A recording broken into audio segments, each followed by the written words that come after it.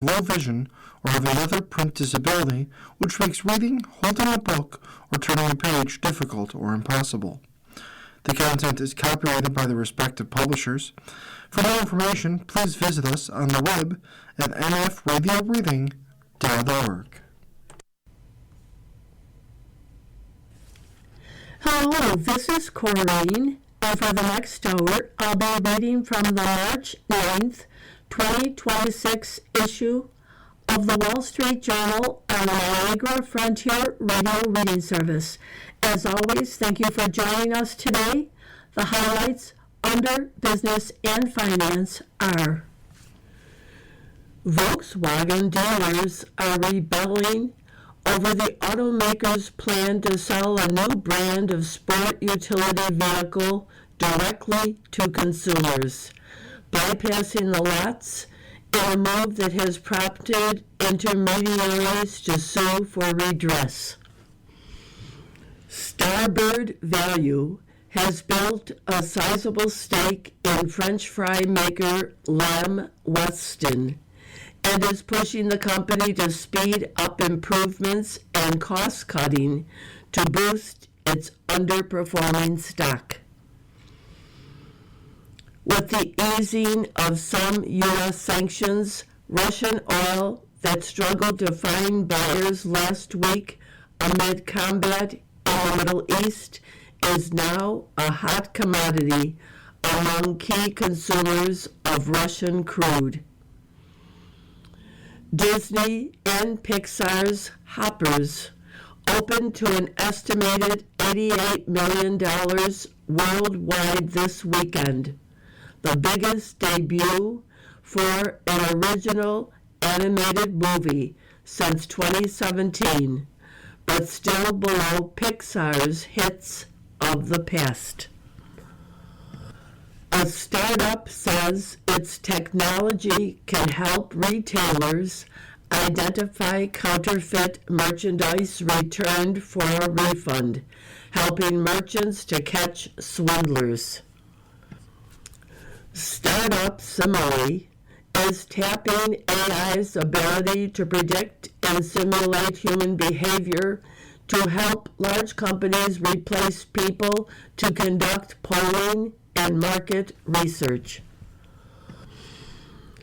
Gen Z's retail spending growth is outpacing all other cohorts, according to data firm Nielsen IQ, making its members welcome at the mall, where foot traffic has been declining for years. Now for the key articles under the worldwide section. Iran named Mojtaba Khamenei, the son of the slain Ayatollah Ali Khamenei, as the new supreme leader, echoing the kind of hereditary rule the Islamic Republic once replaced and punctuating Israeli attacks on the country's energy infrastructure. The Allied campaign across the Islamic Republic has also damaged cultural monuments, including the Golestan Palace, a centuries-old former royal residence that is a World Heritage Site. Ali Larijani, Iran's top national security official, vowed to hold Trump responsible for the killing of Iranian Supreme Leader Ayatollah Ali Khamenei. A judge denied a claim of self-defense for the second of two men who had avoided arrest by saying they feared their lives when they fatally shot a third motorist during a road rage encounter. Alabama marked the 61st anniversary of a key event in the civil rights movement when the state troopers attacked voting right marchers in Selma. Chinese leader Xi Jinping faces a big task in rebuilding the military's high command after purging most of his top generals for what he called corruption and disloyalty. Beijing's foreign exchange reserves edged up in February as policymakers kept wary eye on the spillover effect of the war in Iran. Died Joe McDonald, 84, hippie rock star. The first picture on today's front page shows 3 burnt-out buses, and in the background, the night sky is illuminated by many fires. The second picture shows a lone woman standing with her back to the camera, dressed all in black, watching the smoke billowing across the landscape. And that caption reads, "An Iranian woman watches smoke rise from an oil refinery following an attack in Tehran early Sunday morning." The third picture shows a man adjusting some type of a mechanical wheel that belongs to a series of pipes. And that caption reads, "A worker operates valves at an oil field in Iraq following the closure of the Strait of Hormuz." And the headline, "A long-feared Gulf oil squeeze begins to hit the global economy. Oil vaults above $100 as Strait of Hormuz traffic sparks worst disruption since the 70s." By Joe Wallace, Summer Saeed, Rebecca Feng, and Georgie Kanchev. The chairman of oil producer DNO was flying from New York to Oslo early on February 28th when he told staff to turn off the company's oil wells in Iraq. America and Israel had just attacked neighboring Iran. Bijan Mossavar Rahmani wasn't taking any chances, having weathered a drone strike on the company's oil fields in Iraqi Kurdistan last summer. By the time he landed, the pumps had stopped, the first oil shutdown of the war. To the south, another problem was brewing. An apparent recording of an Iranian naval captain telling ships not to enter the Strait of Hormuz spread through industry WhatsApp groups.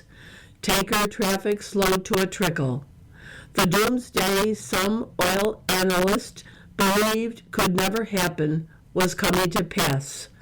Unable to ship crude to world markets, much bigger producers in Iraq began to run out of places to put it. The country cut output by 2/3. Tanks in Kuwait were next to fill up. U.S. oil prices late Sunday vaulted above $100 a barrel for the first time since the fallout of Russia's war on Ukraine. Meanwhile, U.S. stock futures slid late Sunday, and markets in Asia were down sharply early Monday, with South Korea's main stock market suspending some futures trading within minutes of opening. In the whole written history of the strait, it has never been closed, ever, said J.P. Morgan Chase analyst Natasha Kaneva. To me, it was not just the worst-case scenario, it was an unthinkable scenario. On Saturday, the Abu Dhabi National Oil Company signaled it too was slowing production so tanks didn't overflow. If the strait is still closed this Friday, daily output in the region could fall by more than 4 million barrels, Kaneva estimates. The decline could reach around 9 million by the end of March, representing almost a tenth of global demand. 1 week into President Trump's war on Iran, the most severe shock to energy markets since the 1970s is cascading through the world economy. The disruption quickly fed into higher gasoline and diesel prices at the pump, and higher mortgage rates and borrowing costs for the U.S. government, endangering Trump's economic priorities. To be sure, the U.S. has more shock absorbers this time around. Oil is a far smaller component of gross domestic product than it once was, and the U.S. has become a top energy exporter in its own right. Appearing Sunday on Fox, Energy Secretary Chris Wright said that energy will flow soon through the Strait of Hormuz. He blamed the rise in prices on the unknown that this could be some long, drawn-out crisis. But it won't be. But the impact will still reverberate, especially in Europe and Asia. For decades, the U.S. military and its allies have spent billions of dollars ensuring the Strait of Hormuz stays open, just 21 miles across at its narrowest stretch, and flanked to the northeast by a sworn enemy of the West. The channel between Oman and Iran is a superhighway for about 1/5 of global supplies of oil and liquefied natural gas. Massive amounts of fertilizer sail through these waters, feeding crops on every continent. The few ships that have left the strait since the start of the war were mostly carrying Iranian oil. Traders say crude markets could soar even higher if the strait doesn't open within days, either with U.S. naval escorts or because ship owners think the danger has receded. The strait's closure is spilling through commodity markets. Aluminum prices hit multi-year highs after Middle Eastern smelters declared force majeure, a legal maneuver that means suppliers aren't liable if they fail to deliver. Norsk Hydro, which is curtailing output in Qatar, said a full restart could take 6 to 12 months. We are looking at what is by far the biggest disruption in world history in terms of daily oil production, said energy historian Daniel Jorgen. If it goes on for weeks, it will reverberate across the global economy. You are listening to a reading of articles and features from the Wall Street Journal on the Niagara Frontier Radio Reading Service. Iran picks Supreme Leader's son to run country. Desalination plant in Bahrain is struck by Tehran, while Israel targets oil facilities. By Sunni, Engel Rasmussen, Dov Lieber, and Thomas Grove. Iran on Sunday named Mojtaba Khamenei, the son of slain Ayatollah Ali Khamenei, as the nation's new supreme leader. Iranian state media reported, echoing the kind of hereditary rule the Islamic Republic once replaced. The 88-member council, known as the Assembly of Experts, picked Khamenei as the Islamic Republic's top political authority, head of the country's armed forces and judiciary, and the highest authority in the Shia Islam. The designation as supreme leader is a lifetime appointment. Israel, which killed Ali Khamenei in a strike in February, earlier said that any new leader would be targeted. Over the weekend, relentless airstrikes on Tehran lighted up the skyline with fireballs as Israel's military said it targeted several fuel storage complexes, the first time energy infrastructure has been hit since the start of the U.S.-Israeli attacks in late February. The strikes late Saturday set fire to oil storage tanks at a refinery south of the Iranian capital, prompting Iran to advise citizens there to stay in their homes to avoid the resulting air pollution. As Iranian drone attack, meanwhile, damaged a desalination plant in Bahrain, bringing the war to the oil-rich Persian Gulf's most strategic resource, drinking water. The attack did material damage, the Gulf states' Interior Ministry said on Sunday.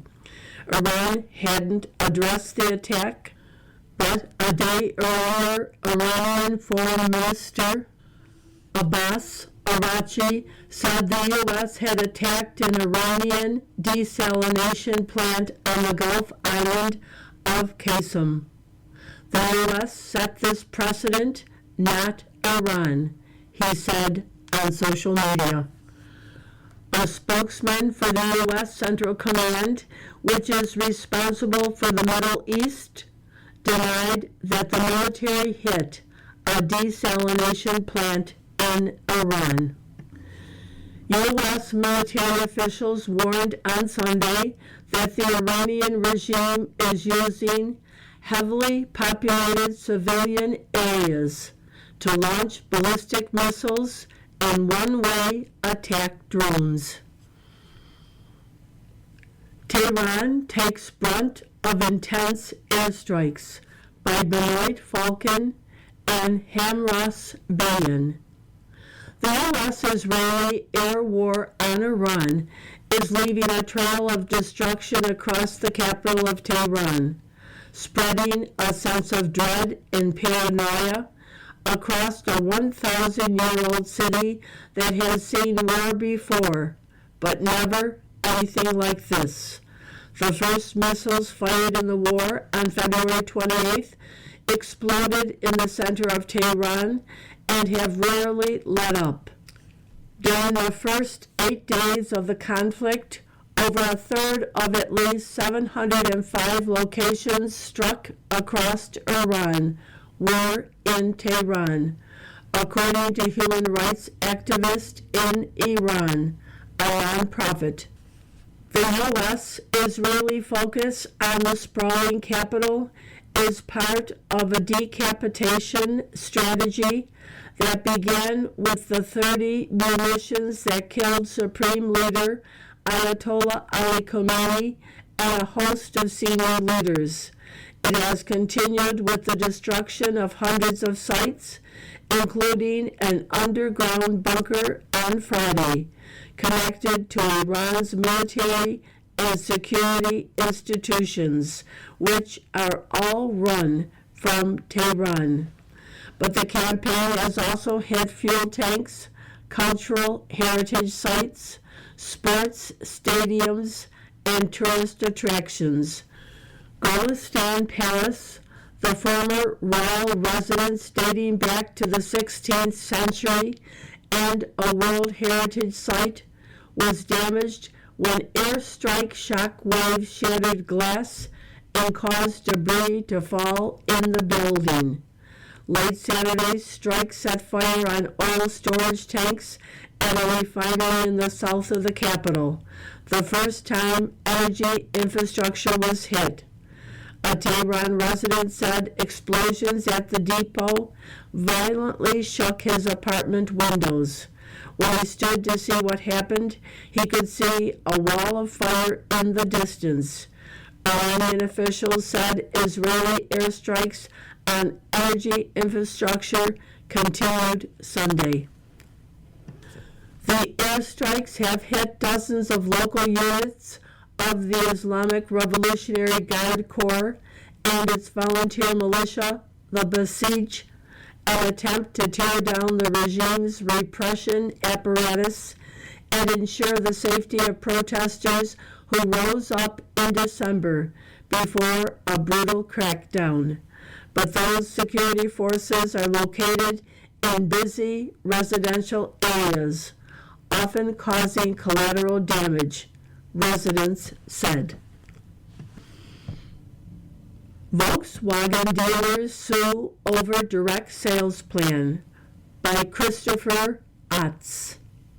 When German automaker Volkswagen revealed it would create a brand called Scout Motors with a lineup of rugged, all-American electric and hybrid trucks and SUVs, Fred Eppolito started making plans. Eppolito, a Volkswagen dealer, bought a vacant retail lot next door to his dealership in West Islip, New York.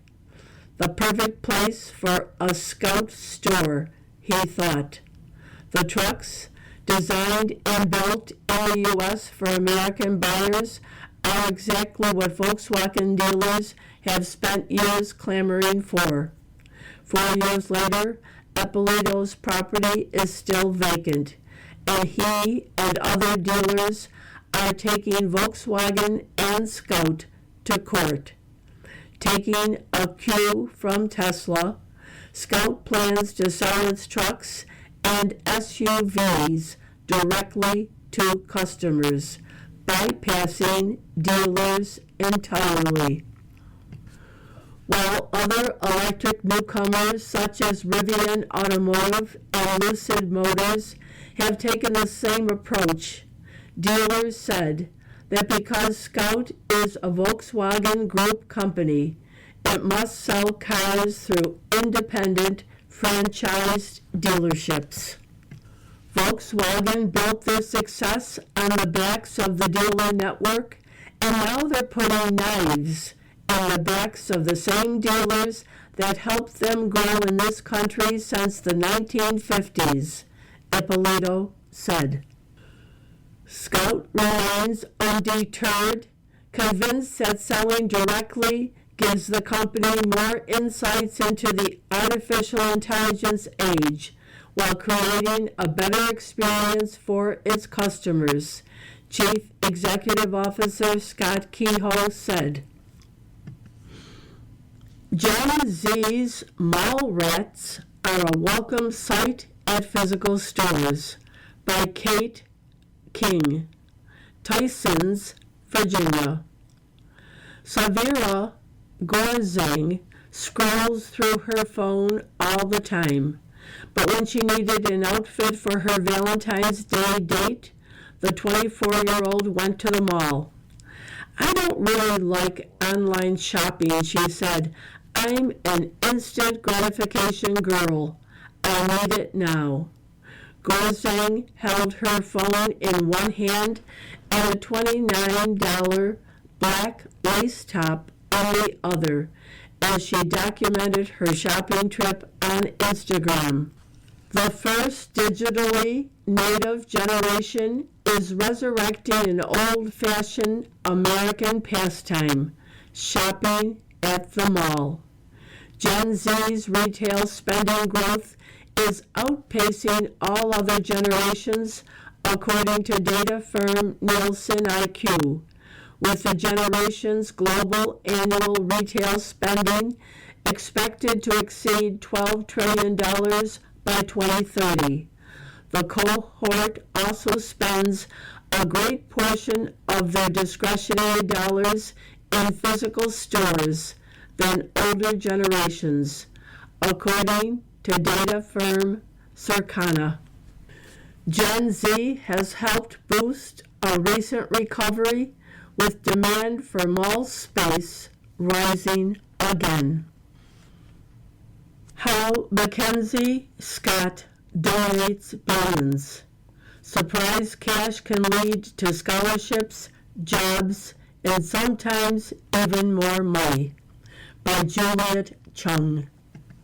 Since 2019, Mackenzie Scott has given away more than $26 billion, making her one of the most generous philanthropists alive. the $7.17 billion in giving she disclosed for the roughly one-year period ended in December 2025 represented her largest single slug yet, with more money going to first grantees than to prior recipients for the first time, according to philanthropy advisor Panorama Global, which has analyzed Scott's giving. Scott has described her strategy as focusing on under-supported causes and people of all kinds. Her priorities include equity, education, economic security, and environment. Amazon's stock price in recent years has complicated Mackenzie Scott's pledge to give all of her money away. Her Amazon stake was valued at around $40.4 billion at the end of 2024, compared with $36 billion at the end of 2019, despite her more than halving her stake in the interim to expand her philanthropic efforts. It dropped to $18.7 billion at the end of 2025. While some conservatives have criticized her donations, highlighting funding of nonprofits including the Planned Parenthood Federation of America and groups working for racial and gender equity, others have given tacit praise. Choice of son signals fight to the end. Mojtaba Khamenei, Iran's new leader, is closely tied to regime forces of repression by Benoit Falcon and Sunni Engel Rasmussen. The appointment of Mojtaba Khamenei, the son of slain Ayatollah Ali Khamenei, as Iran's new supreme leader defies President Trump and signals that Tehran won't back down as it fights a war with the U.S. and Israel. The elevation of Mojtaba Khamenei, a conservative long close to the Iran's Islamic Revolutionary Guard Corps, shows that Trump's efforts so far to cow the regime into surrender have failed. It also appears to have put hardliners in firm control of the country, with moderate and reformist factions long marginalized. The 56-year-old Khamenei is expected to take a confrontational stance toward the West. One 2021 prediction fed fears of invasion of Taiwan in 2027. Taipei's war exercises in mid-2025 set a 2027 invasion scenario by Austin Ramsey, Chun Han Wang, and Zhou Wang. A single prediction delivered to Congress by a U.S. admiral 6 years ago has shaped military strategy and spurred billions of dollars in spending in preparation for a potentially catastrophic conflict. The deadline is now just 1 year away. Admiral Philip Davidson, speaking to a Senate committee on March 9, 2021, suggested that China's military advances and ambitions would threaten Tehran in the next 6 years. The year 2027 will be looming when President Trump meets Chinese leader Xi Jinping in Beijing in several weeks, given that China has been hoping to extract a concession on U.S. support for Tehran. But Davidson's forecast was based on a U.S. intelligence assessment that has received little outside scrutiny.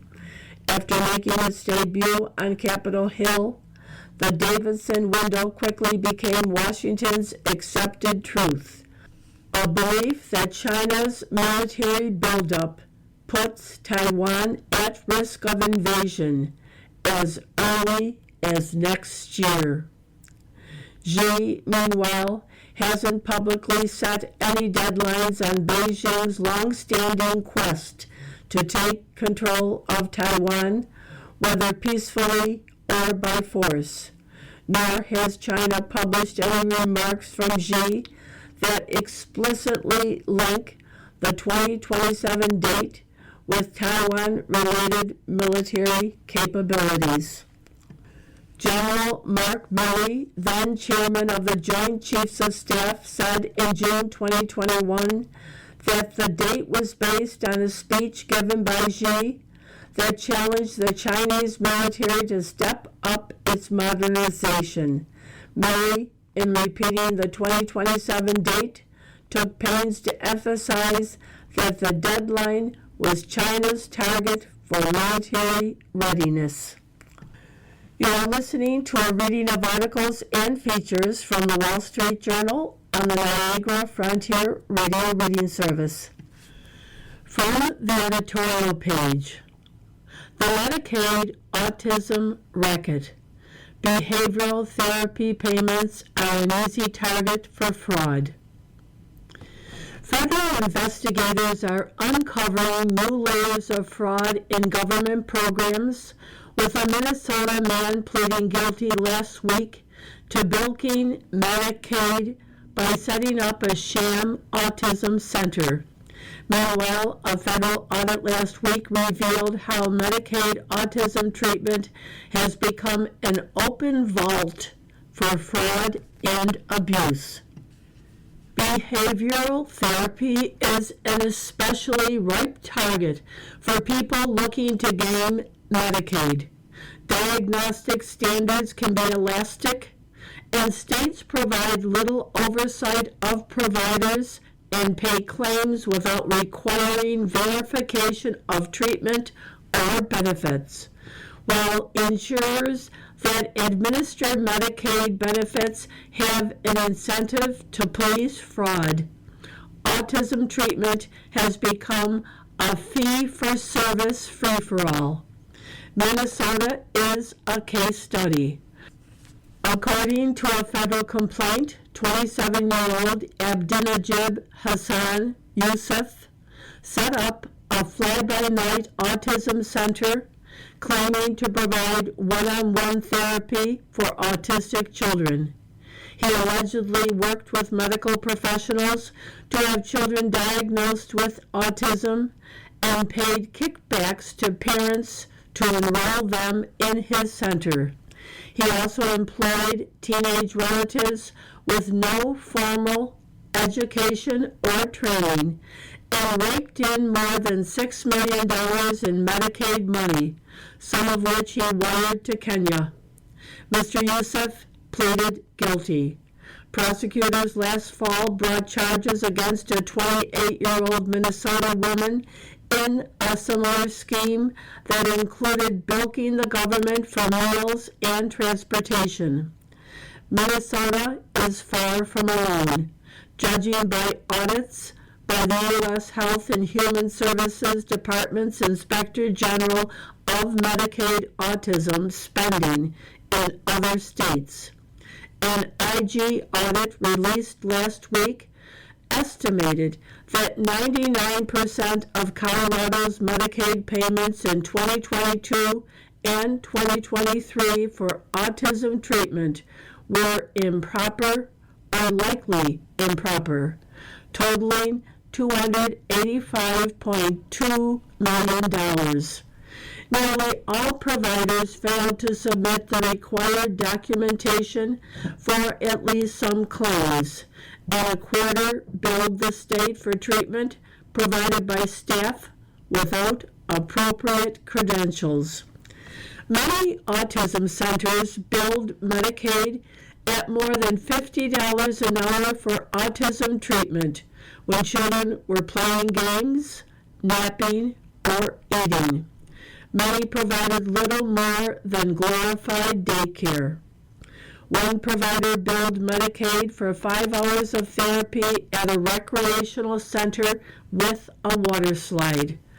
Another billed Medicaid for 200 hours of therapy in a month for a single child, though it could substantiate only 49 hours of service.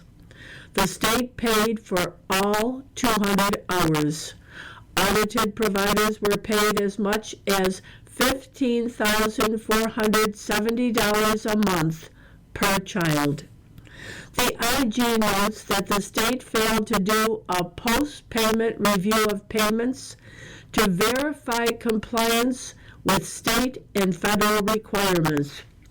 Recent IG audits of autism treatment providers in Maine, Wisconsin, and Indiana have turned up similar problems.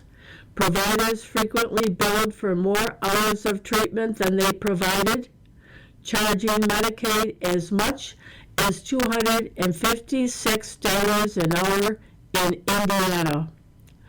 Autism treatment was often provided by staff who did not have the appropriate credentials and to children who did not receive the required diagnostic evaluations or treatment referrals, the IG reported in its Indiana review. In Wisconsin, records from 19 of 22 audited providers showed that Medicaid was billed for time spent in recreational activities. Maine Medicaid pays for clinical specialists to work with autistic children in their homes, yet the IG found that roughly half of children lacked documentation of an autism diagnosis or evaluation, and some 20% of providers didn't substantiate their credentials to provide therapy. Questionable autism payments totaled $68 million in 2023 alone. Not all improper payments are a result of fraud, but the audits show a lack of state scrutiny. The Trump administration is doing good work trying to detect fraud, but the problem is that states have little incentive to police waste and fraud because they get paid more for enrolling more of their citizens in Medicaid. The feds pay most of their bills. The welfare state fraud story is turning out to be enormous. As the evidence emerges, keep in mind that the root problem isn't fraudsters who are always with us. It's the programs that make it so easy for criminals to scam. From the opinion pages, AI in Trump's 3D chess match. Silicon is the new oil, giving America a huge advantage in the wars of the 21st century, by Andy Kessler. War and politics aren't beanbag. Instead, there's some serious 3D chess being played. Venezuela and Iran have been decapitated. Not coincidentally, these were major oil sources for China and Cuba, and North Korea via China. Perversely, oil prices heading toward $100 a barrel helps Russia afford its war in Ukraine. But oops, Iran is a major supplier of drones to Russia. That's check in 3D chess. A real win scenario here would have two components. One, the U.S. gets Western-friendly regimes in Venezuela and Iran to pump oil like crazy, adding to the global supply not subject to sanctions. Two, the U.S. achieves post-war control of the Strait of Hormuz, through which 20% of global oil flows. Could prices then head toward $40 a barrel? Likely. This would cripple the Russian war machine. Check. Either way, China is squeezed. I recently toured Pearl Harbor and was reminded that Imperial Japan relied on the U.S. for about 80% of its oil.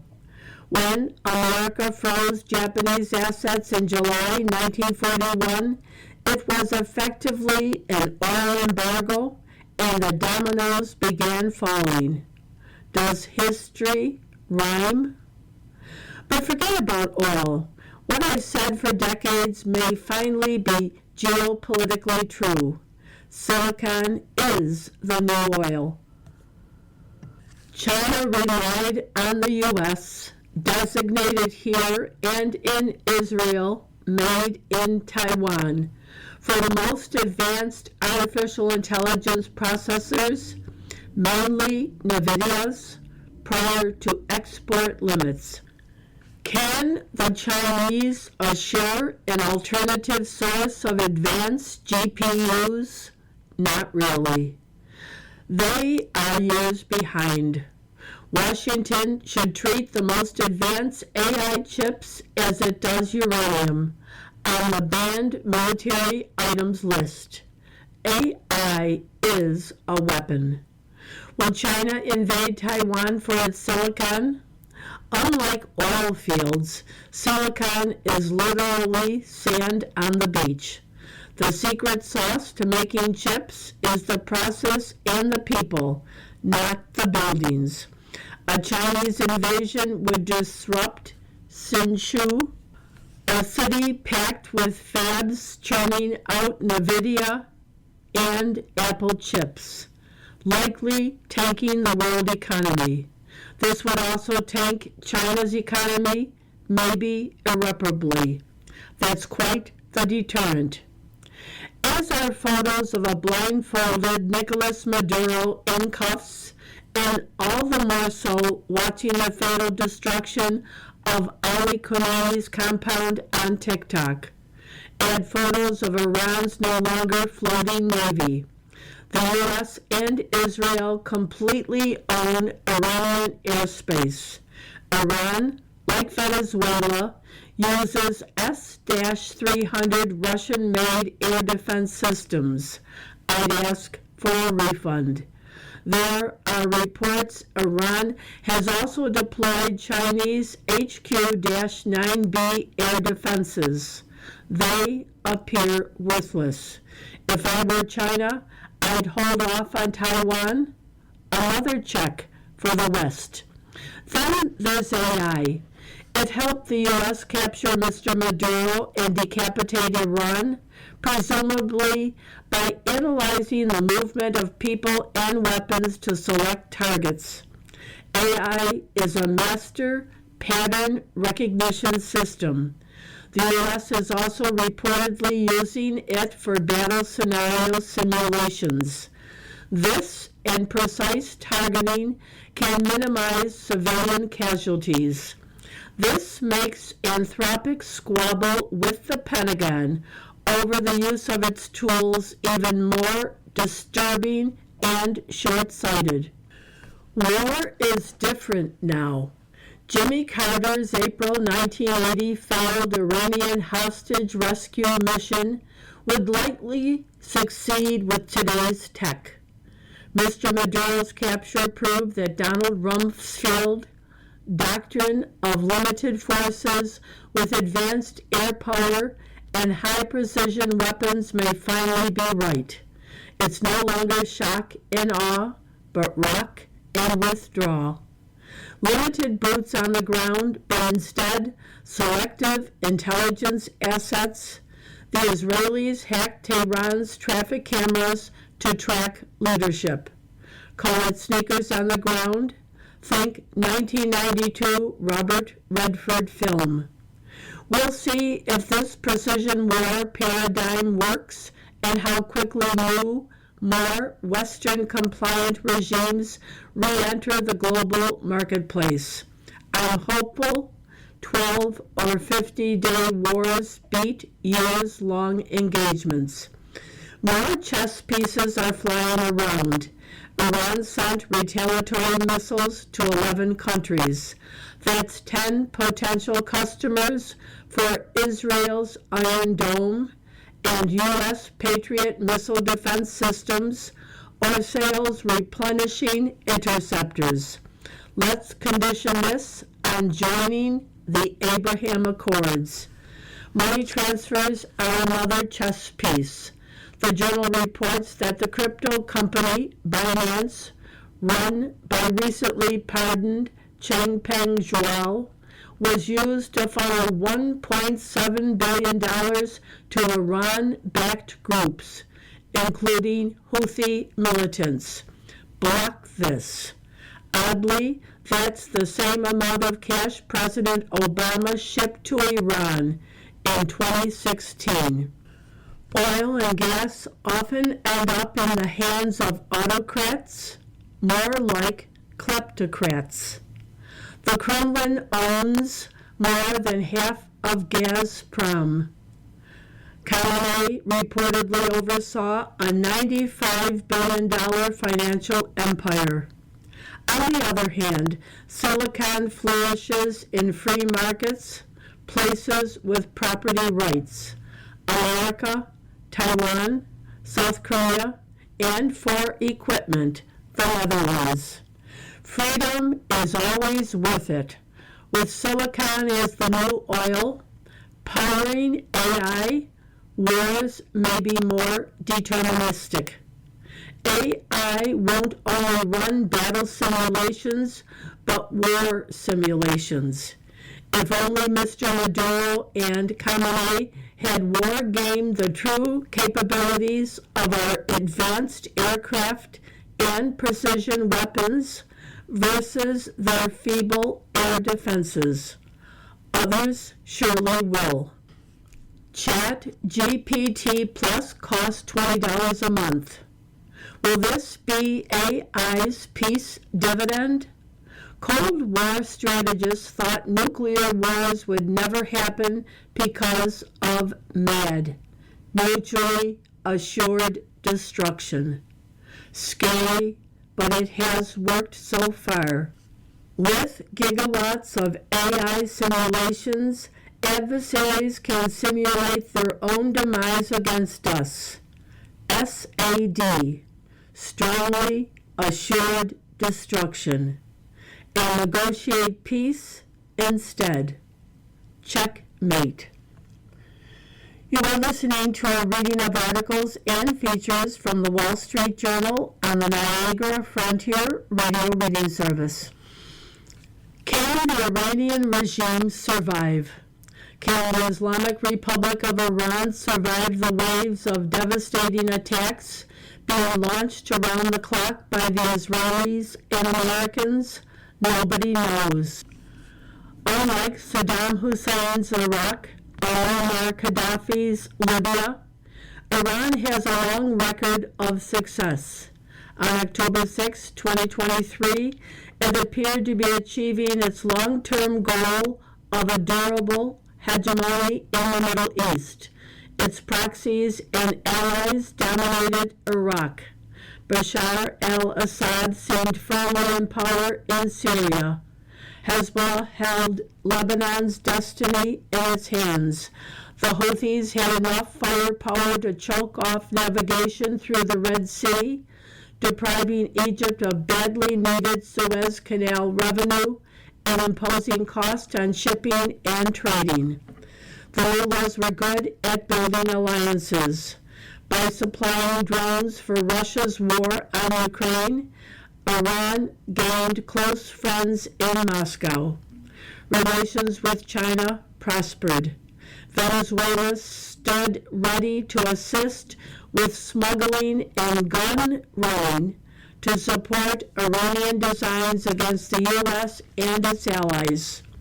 Most improbable, the Shiite theocracy of Iran had built strong relations with radical Sunni Islamists.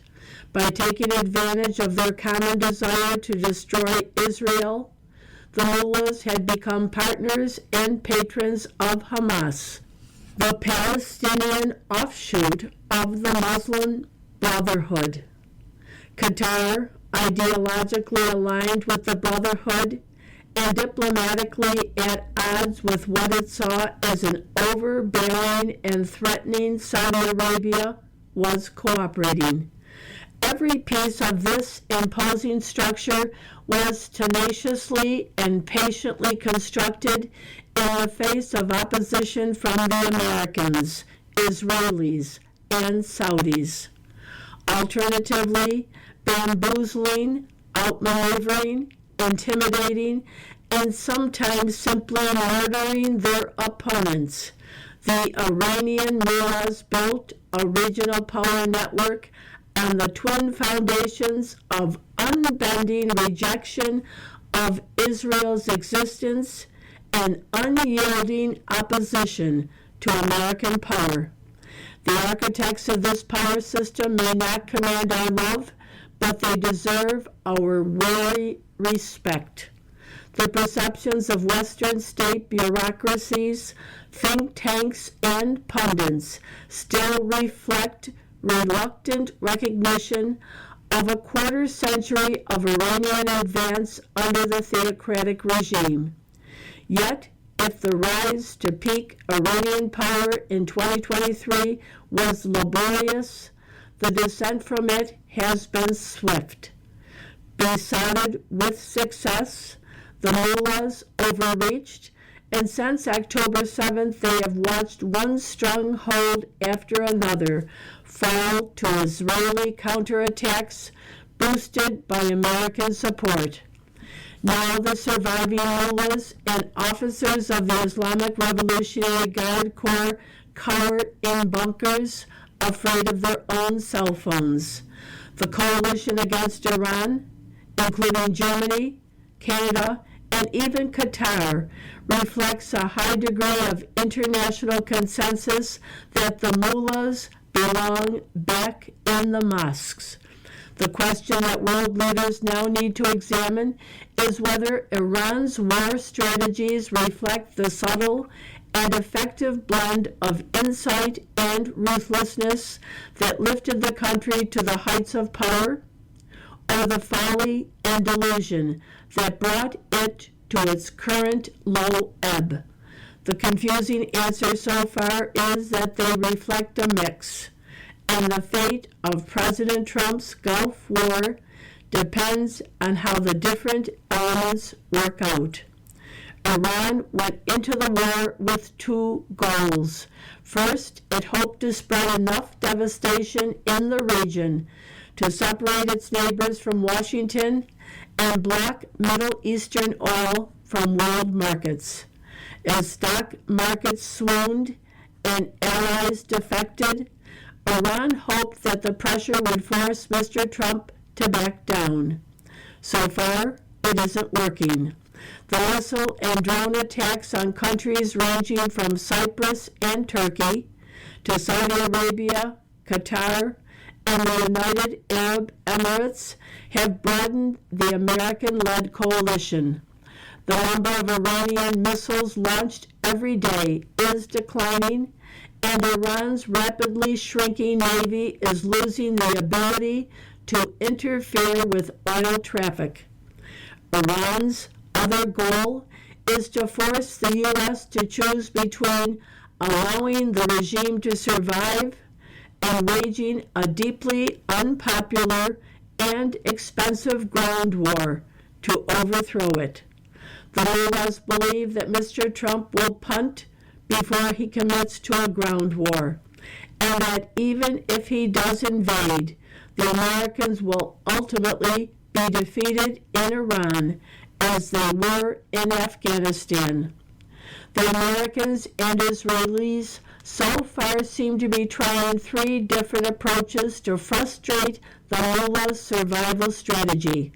First, thanks to precision weapons and deep intelligence penetration, they are doing their best to destroy the organizations, weapons, and facilities that the regime loyalists need to crush their domestic opponents. Second, they are encouraging ethnic minorities, Kurds in the north, Baluch community in the east, conceivably Azeris, should the war drag on, to rise against Tehran. Armed support from Azerbaijan and Iraqi Kurdistan could make the challenge more formidable. The idea is that threats to Iranian unity might compel the regime's surviving leaders to come to satisfactory terms before the whole country dissolves. Third, the Allies seek to split the leadership and to identify Iranian equivalents of Delcy Rodriguez, willing to work with the Americans rather than against them. These plans all have drawbacks. Attacks widespread enough to weaken Iranian security forces will inevitably hit civilian targets and infrastructure, potentially strengthening domestic support for the government. Supporting minority rebellions could backfire badly among ethnic Persians and others who don't want to see their country break into a collection of warring mini-states. And it's far from clear that an Iranian Delcy Rodriguez would live long enough to implement any deal agreed with Mr. Trump. As recently as October 2023, it looked as if Iran could do nothing wrong as it systematically laid the foundations for a new Persian empire in the modern Middle East. Since that time, almost everything the mullahs have tried ended in disaster. Now they stand with their backs against the wall. The next few weeks will likely decide Iran's future. Let us hope the mullahs choose a path that leads to peace. That article was by Walter Russell Mead. Letter to the editor. Topic: America's uneasy Iran war. Iran's behavior and nuclear ambitions are serious and shouldn't be minimized, but dismissing skepticism about this conflict as mere pessimism deserves reconsideration. The caution evident in Washington and in media institutions may reflect the same public skepticism that Mr. Rove described in his article. Many Americans are wary not because they doubt U.S. military capability, but because recent history has conditioned them to ask basic questions. What is the objective? What constitutes success? What will be the cost? From Vietnam to Iraq and Afghanistan, several conflicts began with confidence in early military success, but lacked clear answers to those questions, leaving Americans to grapple with cost and ambiguous outcomes. If debate now mirrors this public caution, that may be less a sign of unhealthy pessimism than of public prudence shaped by experience. From Pat Humes, Dallas, Texas. You've been listening to a reading of articles and features from the March 9th, 2026 issue of the Wall Street Journal. We read from the Wall Street Journal every Monday through Thursday at 11 p.m. Your reader has been Corrine. Thank you for listening.